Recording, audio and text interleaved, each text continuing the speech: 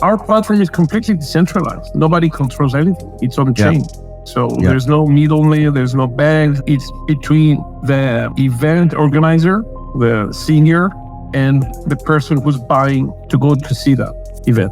So we can eliminate scams and fraudulent tickets and double bookings and overbookings through our platform.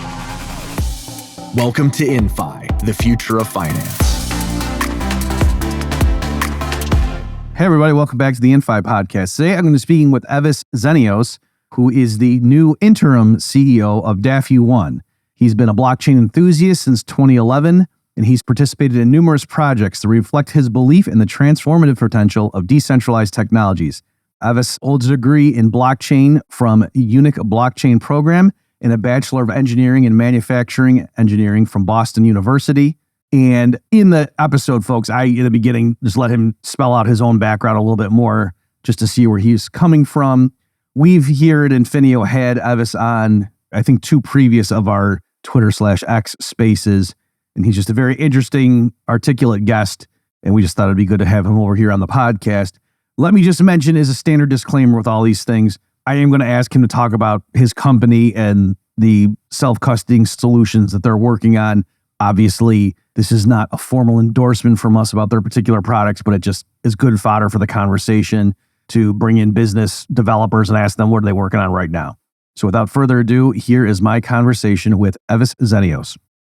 Well, Evis, welcome to the InFi podcast. Happy to be here. Thanks for inviting me. Sure thing. So you had a very well-received episode on our Twitter/X spaces recently, and everyone on our team thought, Evis would be good to have here on the InFi podcast. So unfortunately, as we mentioned before we hit record here, you're going to have to repeat a lot of it simply because the audience here may not have heard that. But before we get into like what you're doing right now, your day job, and all the blockchain related questions I have for you, can you just give a little bit of your background? Like, where did you go to school, and were you always into technology, things like that? Yeah, definitely. Yeah, as you said, I'm born a techie. I started using computers when I was 12, 1984. So I bought my first Sinclair ZX. I fell in love with it. And then I went through the Commodore 64, Commodore 120, now my guy's T, until the 90s, where I got introduced to the IBM environment, the PC environment. I completely fell in love with the engineering side of things, the hardware and the software, of course. But I always had a soft spot for hardware.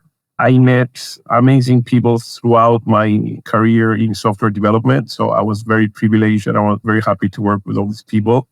In Cyprus, we have to go to the army for 24 months. So I spent 90 to 92 in the army. And then I left for the UK, which I studied engineering. I got a degree in integrated engineering. And then I flew to Boston, where I met people from MIT and BU. I was studying robotic engineering. It was a degree that I jointly took at Boston University, and I had many lessons at MIT where I've seen the first blockchain development thinking and what they were doing at the time. I stayed there for 4 years.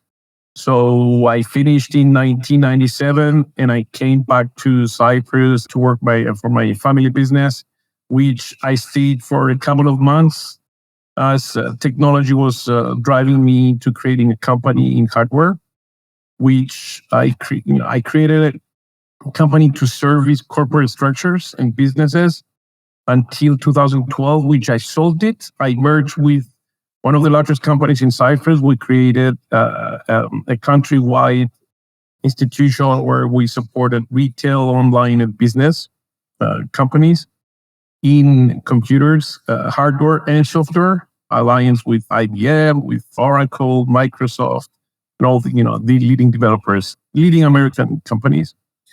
And after that, I had to do something new. I went back to business transformations and digital. In 2018, I went deep into business transformation and digital transformation. So I went to a company for 4 years doing that. A very important company in safety. So safety analytics with Motorola and Vigilon. We worked deeply into safeguarding human life, business continuity, and being happy with being safe needs your, freedom is very important. We consider freedom to be very important, especially in my country, which we're around, Gaza, Israel, Lebanon, and Syria, and Ukraine and Russia. So we're in the middle of everything. Yeah, I stayed there for 4.5 years. And then I took a leading position as a CEO of one of the most successful furniture companies in Cyprus. I stayed there for 14 months doing digital transformation. I took the position of the CEO because I could do things. I could actually implement change. The owners were amazing. We did a fantastic job. And then I decided to move into blockchain. And, okay, well, yep. I left a high-paying job doing little work because I had an amazing team of leaders to doing a lot of work with a pre-startup situation. So I'm back to 1997 in my view, but it's so exciting. I mean, I couldn't be happier. I love blockchain. I like what it's doing to the world, what it's doing to, eliminating the need of centralized authorities and going, a permissionless, decentralized way. So I love it.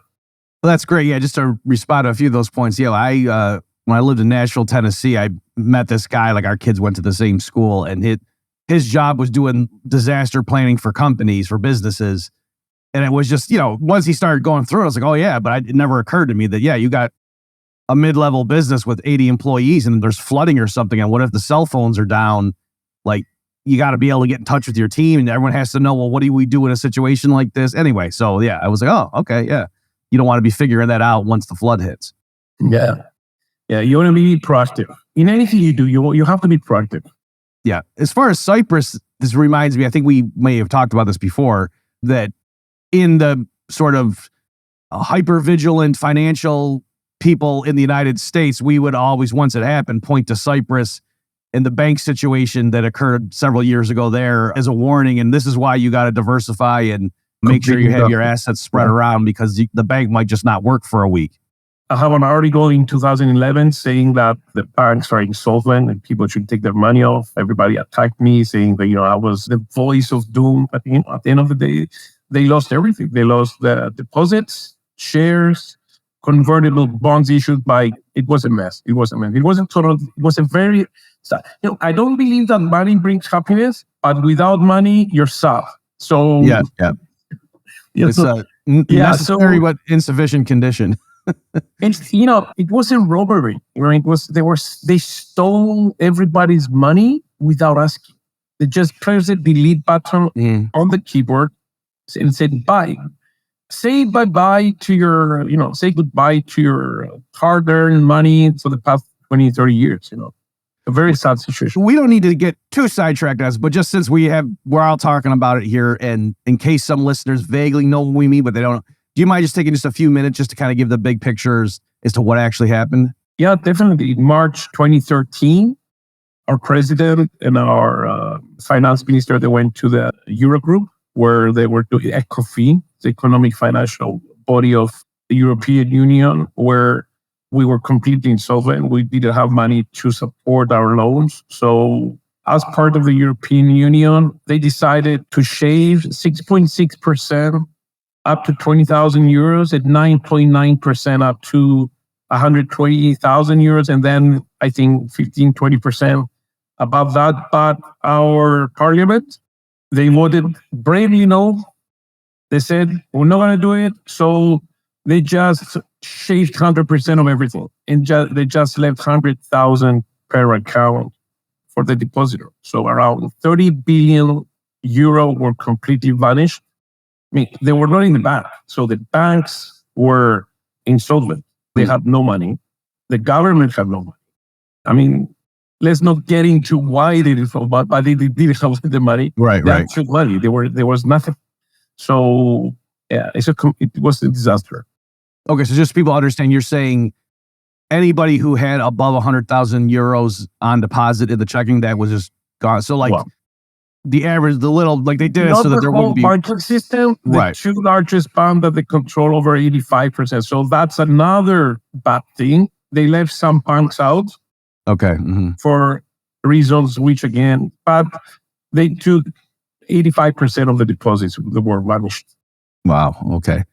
So, and that just kind of underscores the importance of people diversifying their exposure and having different methods of moving payments around, which brings us to the topic of blockchain. So I think probably the way to start maybe this is, before we get into what you guys do at Daffy and so forth, just a big picture. People have heard this term like self-custody, not your keys, not your coins, things like that. So before we get into what the difficulties are and what you guys are doing as a solution, can you just first, big picture for someone who doesn't really get it?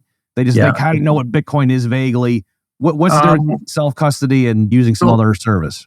Before we get into self-custody, sure, just give me a couple of minutes to define what coin is. Definitely, yeah, great. With that asset, let's take Bitcoin. It's two parts. So it's a bit and coin. So Bitcoin, it's not a coin actually. It's a string of codes, right?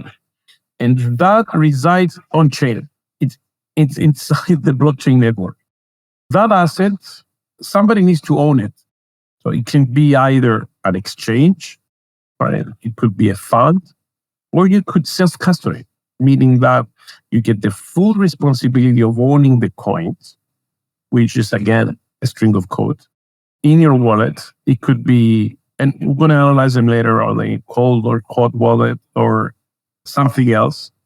And by self-custody means that you have some coins in that wallet with a seed phrase. Those keys of the words, 12, 24, 25 words, if you combine them, it's a password. Or if you put them all together, it's a password. That password allows you to have access to your own assets without anybody interfering. So when you self-custody, you do have all the responsibility of your own assets, right? But nobody else has access to it. So I don't know if I explained it well.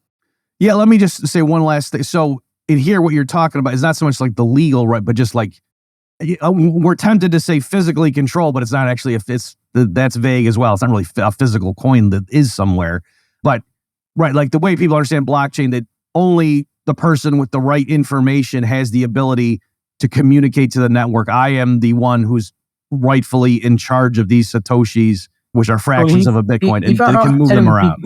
If I have $1 million, which is 10 Bitcoin, right? And I have 10 Bitcoin in that wallet, and you get the words somehow. I write them on a piece of paper and I leave it on the table, and you get the words and you use them.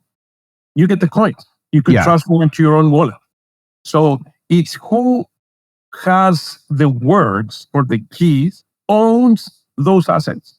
It could be coins, tokens, minted on chain like Pepe or some other meme-based tokens, or there could be NFTs, some tickets. There could be tokenized real estate or a whiskey bottle tokens that are minted on chain. That chain could be Bitcoin, Ethereum, Algorand, any chain. Okay, so in contrast to that, though, if somebody has like a standard Coinbase account, Coinbase have full control of the asset. Right. So they're just so people understand the distinction we're making. So there, you log into Coinbase just like you would log into, to pay your phone bill or to your bank or whatever. And so Coinbase is the one on their end that actually is maintaining those keys to be able to move the stuff around actually on the BitChain network. And so Coinbase. There is reference code. Okay. Any exchange has the rights to those coins. So it could be Coinbase or Uphold, Kraken, Gemini, KuCoin, any exchange. They own the coin completely. You don't own anything, just a reference code that allows you to use those coins to trade them, and they make fees on trading. And then you could actually have them there. They have the responsibility of safekeeping them, or you could transfer them out of the exchange. I give an example for the exchanges. I've always said it, that is like the restroom. You don't go to sleep in the restroom. You go to the restroom, you do what you have to do, and you get out. So this is a perfect example of an exchange. You go to the exchange, you buy your Bitcoin, you get out. You buy XRP, and you transfer it to your wallet.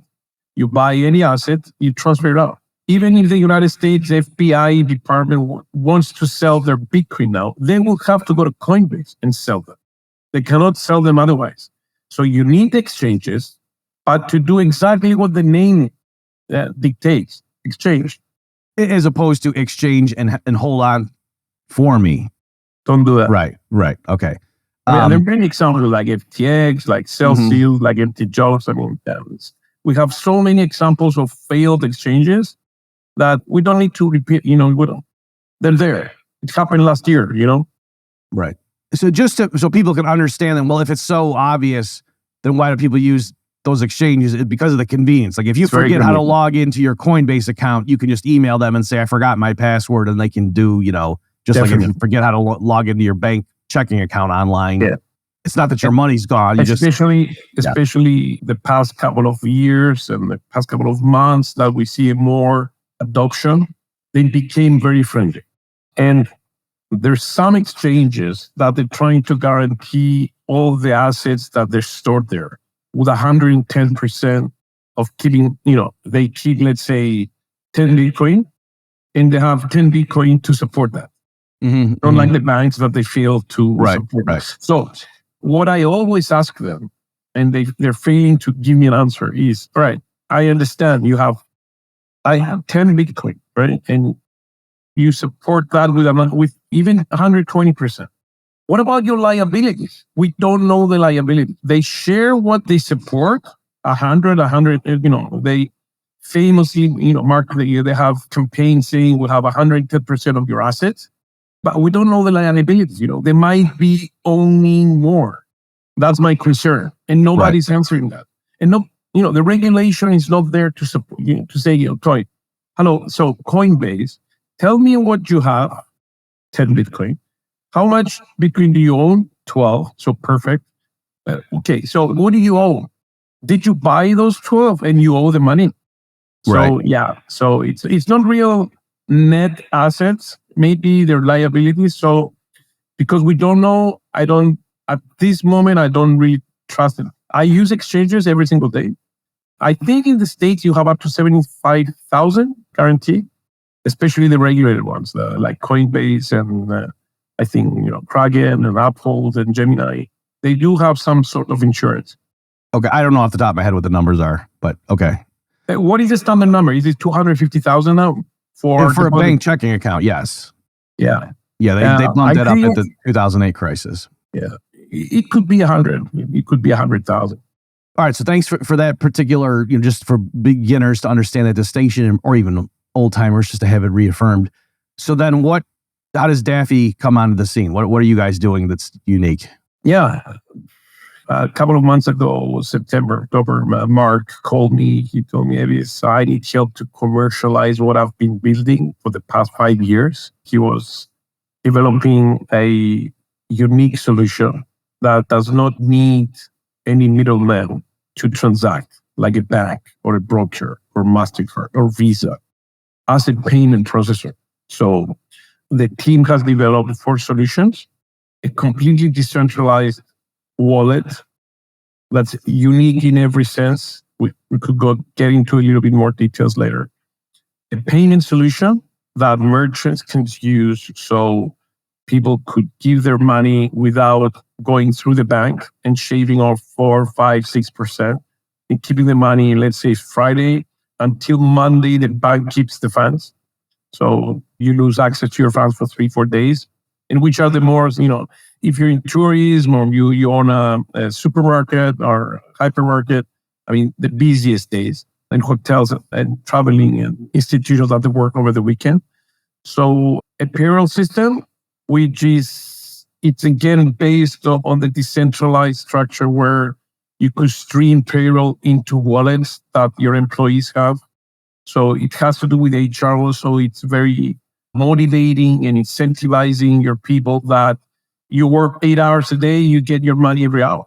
What you choose, you get your money streamed in your account real time. So instead of working for a month and getting paid, you could get your money every hour or every minute. It depends on what you choose for. We do have those functions in the system.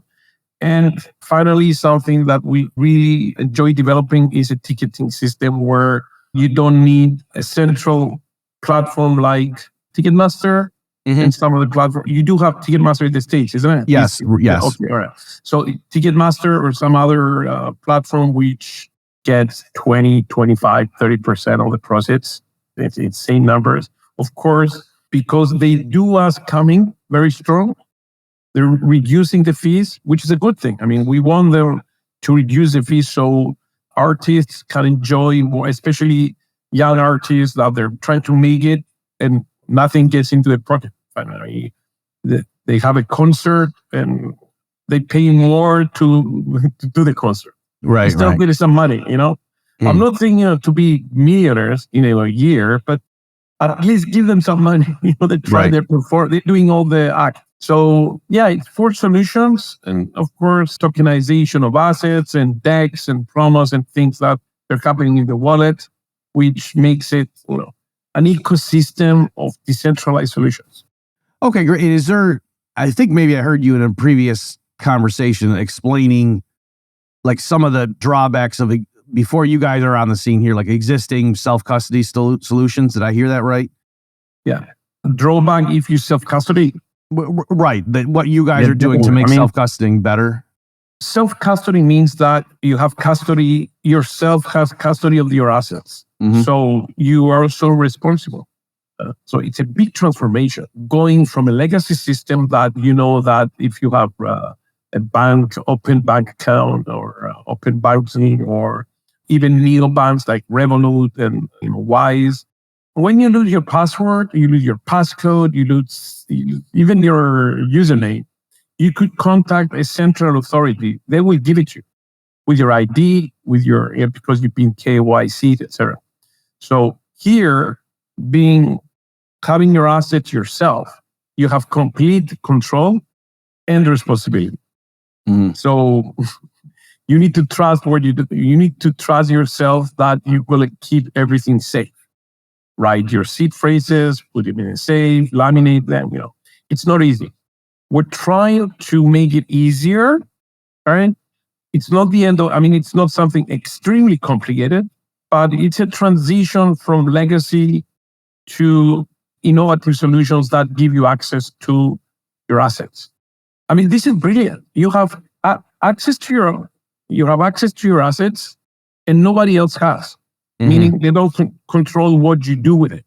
I think, especially in Europe lately, you go to the bank to get 10,000 euros, let's say in cash. They ask you, why do you need that? It's my money. Why are you asking me? It's my money. I want to, throw them in a cloud at night. It's cash. It's my money. Let me ask if I can give you it's my money. Can you give me my money? No, there is a regulation now that we cannot give more than 10,000. Why? What else? It's my money. So people are starting to understand that it's not their money. It's a bank account is a financial instrument that belongs to the bank. Just to go off on that, Evis, in the United States, there's they have similar protocols now.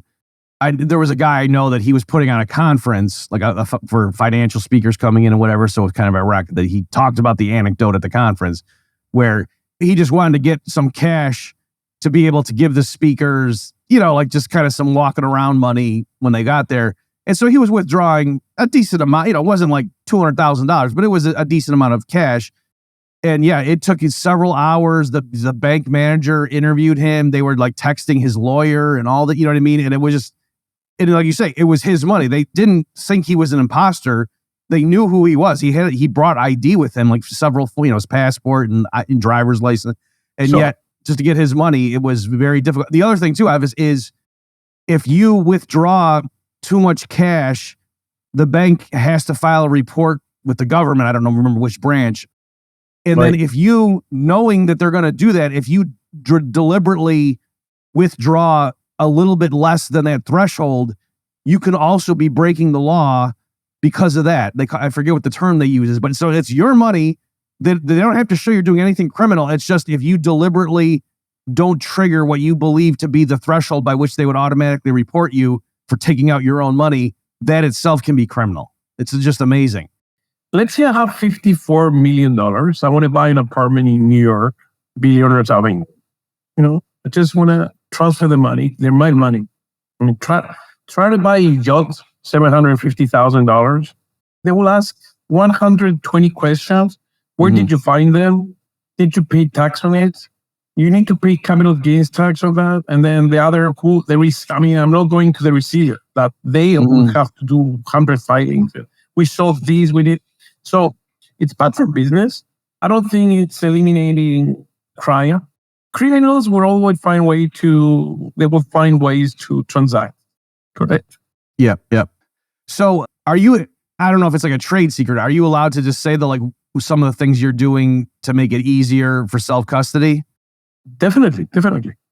Well, okay. You mean for the wallet? Yes. Yeah. Yeah. We have out with 5 updates a release of our wallet. It's on Android. We're fighting with Apple to release the wallet, which is being tested, verified, it works perfectly, but they don't believe us that we're not charging any fees. So they want to get 25% of nothing, but they don't believe. Right. So we appointed one of the best lawyers in tech. It's a hybrid tech law office with amazing lawyers to do legal opinions on that. So that's the first. Then we're fighting with Apple to convince them that, guys, we're not making any money on this. So why should we pay you? We're not making any money. But, they don't believe us, but we're going to fight that. So the wallet has the very nice user interface, and the user experience is a combination of a legacy banking app and the more sophisticated crypto wallets. It doesn't have any access to the web. So the seed phrases that you have on each account, which is again a unique feature related with any other wallet. Let's say now we support 70 chains: XRP Ledger, Stellar, Lumens, Bitcoin, Litecoin, Bitcoin Cash, Optimus, Arbitrum, Ethereum, of course, the EVM, the famous EVM Avalanche, Algorand, of course, which we minted our tokens. We minted our tokens on Algorand. Okay, Daffir, we're going to discuss a little bit later about Daffir.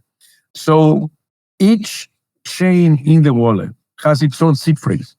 Okay. So now this is unique. I mean, I couldn't find any other wallet that does this. So what does it mean? I'm on Solana, which we support. I'm on Solana, and I want to have an account to buy 3 meme-based tokens, right? So I could go to Jupiter, create an account, get the seed phrase, and copy that seed phrase and put it in our wallet. And the other way around. If you have Coinbase Smart Wallet, which is a very nice wallet, if you have Coinbase Smart Wallet, or even Ledger, cold storage, or even Decent, Treasure, you cannot do that. You have one seed phrase for all the chains. So let's say you lose that seed phrase, you lose everything. You're gone forever. With our wallet, you have a seed phrase for each chain. And that seed phrase is generated on the phone. So it's like having a cold storage device, which is your phone. You save the words, you write the words, you save them, their password software where you could save them, or you could get a USB device where you could put them in, some Kingston ones with passcodes, or you can write them down, laminate them, and put them in your safe in case you have flooding or fire. So yeah, the seed phrase is very important. I think we define that. So yeah, you could store your NFTs in the wallet. There is a deck where we're going to have partners there putting their solutions. Let's say Infineo with the insurance claims, the insurance policies, where you could have a deck there and have them all in. Okay, great. Why don't I just ask you, just since we're talking about the self-custody, I'm just curious to hear your take on this. Recently, I was at a separate podcast that I host. I was sort of moderating a debate between, for just strictly speaking about Bitcoin, between like the big blockers and small blocker camp. And a guy from the small block camp lamented, and he said, I think small blocks are the way to go for Bitcoin. And he said that unfortunately, this is going to mean, even though I'm a big self-custody kind of guy, just as as the price of Bitcoin keeps going up over time, eventually that's just going to be impractical for people to on the layer one Bitcoin blockchain to be self-custodying because it's just going to get so expensive just to move things around. Anyway, do you have any comments on that general, on that kind of thing, that in terms of over time, if the price of Bitcoin keeps going up, does it make sense to tell regular people you always want to self-custody as the best option, at least for that chain? I mean, you just gave me two questions. Sure. Okay, actually brilliant questions. Oh, I like it even better. All right. I love this question. I love it. So Bitcoin changed everything because it tokenized the blockchain. So it's old. It's very slow to transact. It cannot be used in the way that Satoshi Nakamoto visioned for it to work. So you need to go layer 2 with Lightning Network to do that, or find some other solutions. It's very expensive. It could take 9 hours for your coins to reach you, or it could take a minute, but it can go to up to 9 hours. Depends on the network. Bitcoin miners that also verify the transactions have very hard time finding electricity to do this because of AI. So the people you were discussing with about Bitcoin, they were correct. They're becoming very difficult for Bitcoin miners and very known. In 2017, there were 200,000 nodes, and today they're less than 50,000. Okay. There are 13,000. So is this growth? I don't think so. Do you see the price going up? Definitely. So it could go up perpetually. This is not a financial advice for people to go buy Bitcoin. Right. But what I'm saying is, the way it goes, some institutions like BlackRock and Michael Saylor and some other people, they understand that it's not about the value of the coin, but what it stands for, which is energy. The network of Bitcoin miners, it's a grid. It's financial energy. So I don't know if I answered the question. Well, I mean, definitely that's shedding light on it, and that's helping, I think, me and the listeners. But just more specifically, the reason I just even brought that up was because we were talking about self-custody and how that's ultimately the whole point of having these assets is that you can't have self-custody as opposed to trusting a bank or whatever. That's why, the relevance of the Cypress example. It's stored value. I mean, you cannot. I was going to say with Bitcoin, though, is it this guy who's a big fan and he, for years, has been preaching not your keys, not your coins. But in the context of this debate over the block size, he was admitting that, I'm realizing at some point in the not too distant future to tell a regular middle class person, you should hold the keys for if we're talking about Bitcoin on the layer 1, he's saying that's just not going to be practical. They're not going to be able to do that. It's not going to be practical, but you do have institutions in Switzerland where they can hold your coins, right, and guarantee the full amount. Still, I wouldn't be able to sleep at night because it's a central authority. I mean, it's a bank.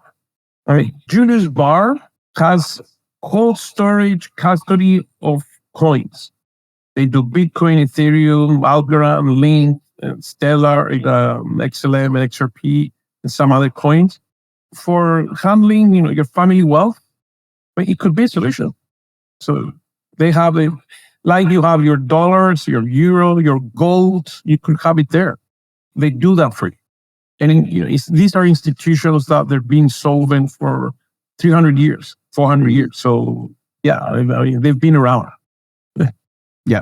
Okay. Yeah. Everything you're saying is matches what this guy was arguing as well, that he was saying, for certain things that unfortunately there had to be like a hybrid approach that you might need to allow some other institution to hold those if it would just be prohibitively expensive for you to move stuff around. Those institutions are here, especially the ETFs. BlackRock, Fidelity, Charles Schwab, Farthing.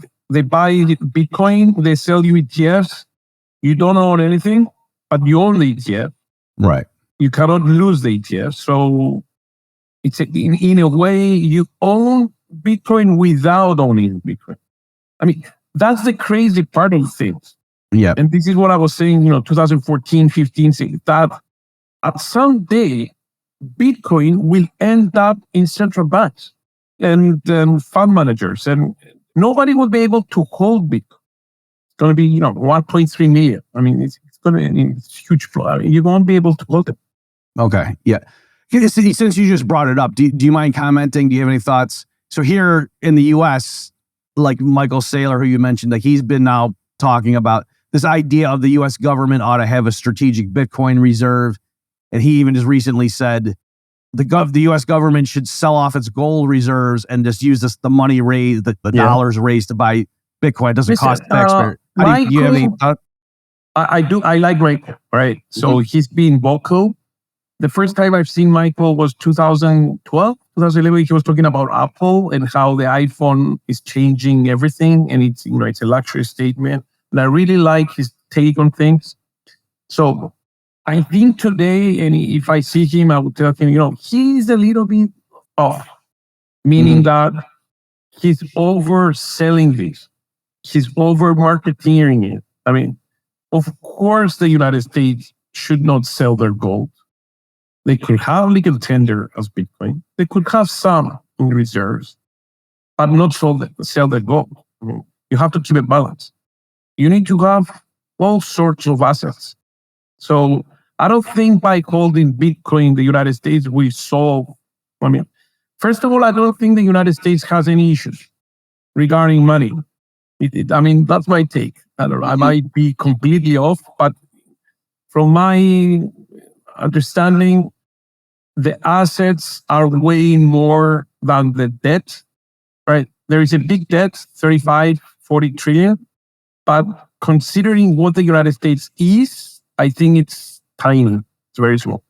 This is where people crush me. And they say, it's $35 trillion. I mean, that's a big amount. But, guys, did you count your assets? Do you know what you're doing? You have companies like Apple, NVIDIA, Facebook, Google, crazy military development, space shuttles, Tesla, space. I mean, those are hundreds of trillions. And then if you count assets like real estate and the human capital and the hyper intelligent people and innovation, I don't think 35 trillion, it's nothing. I think Deutsche Bank has 54 trillion in derivatives. Mm-hmm. Yeah. So you're talking, Howard Lutnick, who's the head of the transition team for Trump, is talking like you are. He was saying if you look at it as a balance sheet, yeah, that's a big number. And we're not going to ignore that. But in terms of, it doesn't mean the U.S. per se is insolvent. It's because, we have all these assets, including assets the federal government directly owns, like a lot of oil and gas that hasn't been developed. It's the richest country in the world, both in real assets and intangible assets, IPs and development and technology. I mean, there's nothing. I mean, everything. At this point of time, Europe is so much behind. I'm furious because Europe is behind, but we're behind. China is coding. India is software developing for United States companies. If you count not only technology, but also, of course, you have Switzerland that produces food and cheese and baby food and baby formula and watches. I mean, everything that says Swiss made. If Bitcoin had Swiss made, everybody would buy it. Yeah. Right? But it doesn't. But, so, I don't think, they should, of course, they should hold some Bitcoin in their reserves because it's going to run out. Okay. All right. Fair enough. Thank you for that. I want to make sure I have you talk about, before we run out of time here, the ticket. You alluded to Ticketmaster. And so what are you guys doing as far as like cutting down on fraud there? That I heard that on the other discussion. I thought that was fascinating. Yeah. Especially in Europe, we have all these football games and people are obsessed with it. Barcelona, with Real, Liverpool. You do have NFL and baseball and NBA. So you need to produce tickets. In the States, it's better. You have 8 to 10%, maybe even less these days, of fraud. Scammers selling tickets to people twice. So maybe through overbookings or double bookings or even forged tickets, especially the expensive ones. In Europe, it's a little bit more. It's around 16%. So there is a 16% chance that I buy a ticket for Taylor Swift and not go from Cyprus to like Munich to watch the concert. And at the gate, somebody would tell me that, Evis, you came here with a daughter, with your family, but you cannot get in because somebody else is here. but I bought them and but I'm sorry you bought, they're forged, or we're so sorry we double booked. There's overbooking. What does it mean? I mean, we give it to agents and maybe sometimes they sell the same seat twice. Yeah, but I put my life savings to come to see Eminem, or I go to Dave Matthews Band, whatever. So with a platform that produces a unique NFT, a non-fungible token, as a ticket, it's impossible to have double spending. It's impossible. I mean, you can, even if you try, you cannot. So we can eliminate scams and fraudulent tickets and double bookings and overbookings through our platform. Okay, and so how is that something that you're in development with, or is that already out there? Done. Okay. It's finished. So now we're putting all the pieces together, the back end, the platform online, the front end. We're putting everything together. And the very innovative team in the United States took the rights to getting the rights to do for large venues. And we're going to keep it in DaffiOne. We're branding now how to come for small venues like hotels, 100 people, 150 people, culinary events for 50 people, but very expensive tickets. But if you want to sell tickets, you have to sell them in ways that the profit goes to the actual person that is doing the event, any kind of, if it's a football match or anything. Okay, and great. And so that is interesting that the essence of what the NFTs, again, stands for non-fungible tokens. So the whole idea is, no, these things are one-to-one correspondences with somebody, real, like a piece of art or whatever it is. And so, that's the ideal, because as you say, not just for like outright intentional fraud, but even there could be like, quote, honest mistakes where the organizers of an event, they want a bunch of people out there marketing and they want to sell as many tickets as possible. But if 8 different agencies have the authority to sell ticket B17, you can see how problems would emerge if they each, unless that's a real-time updating with a database. And that's exactly what blockchain technology is for, is that the community has a single ledger keeping track of who right now owns seat B17. Our platform is completely decentralized. Nobody controls anything. It's on chain. So there's no middleman, there's no banks, it's between the event organizer, the senior, and the person who's buying to go to see that event.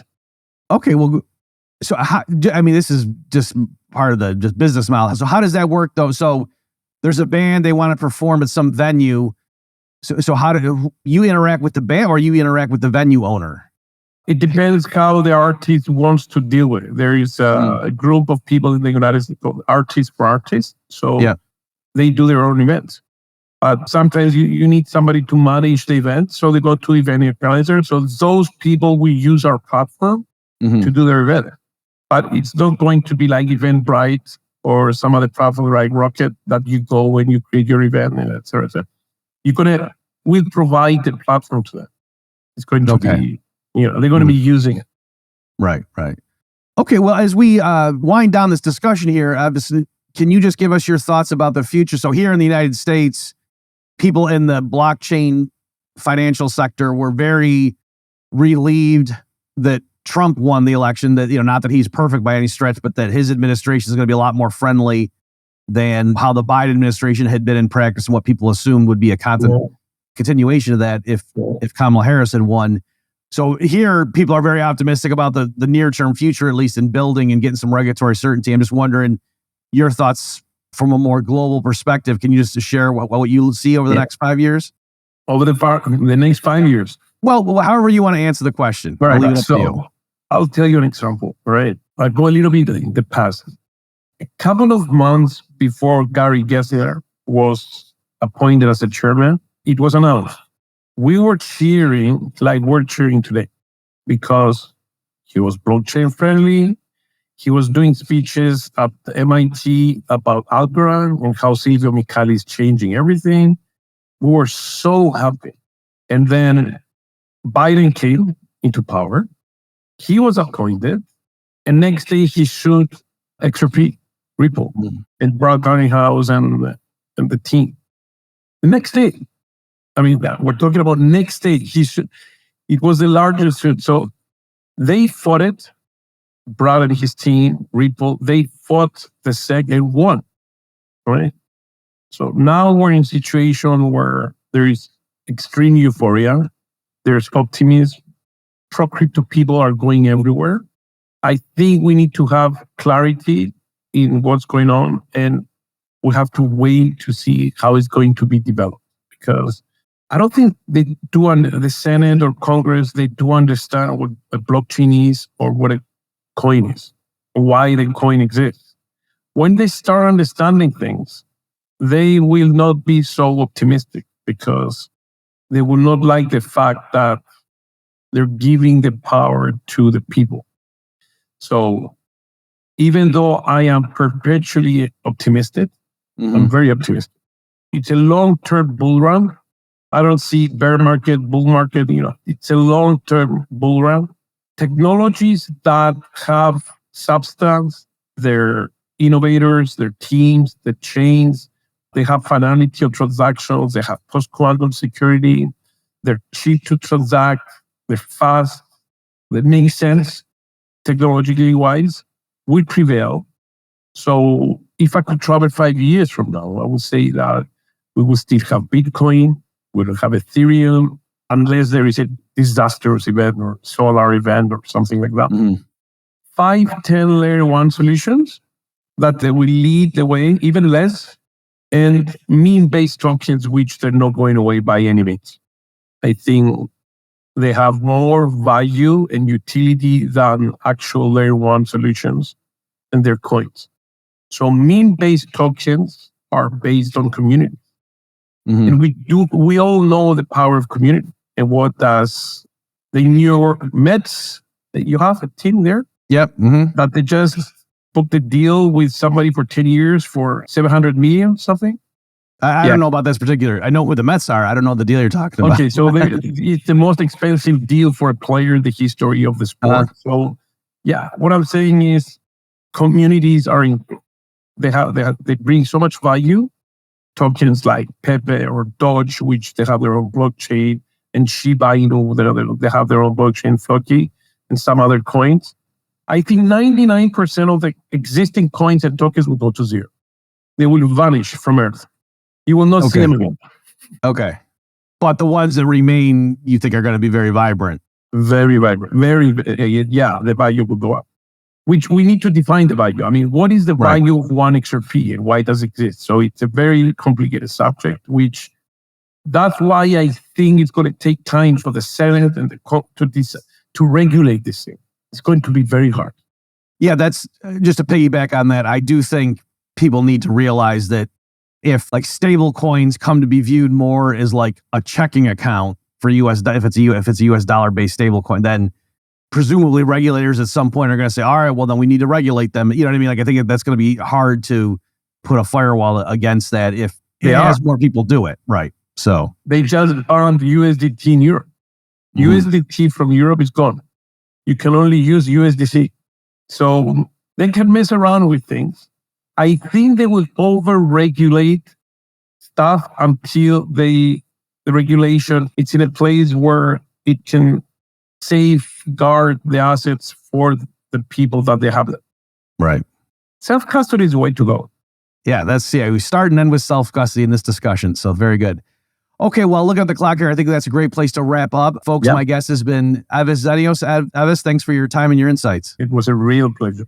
Really, really great discussion. Yeah, thank you. I agree. And thank you everyone for tuning in. We'll see you next time. Take care.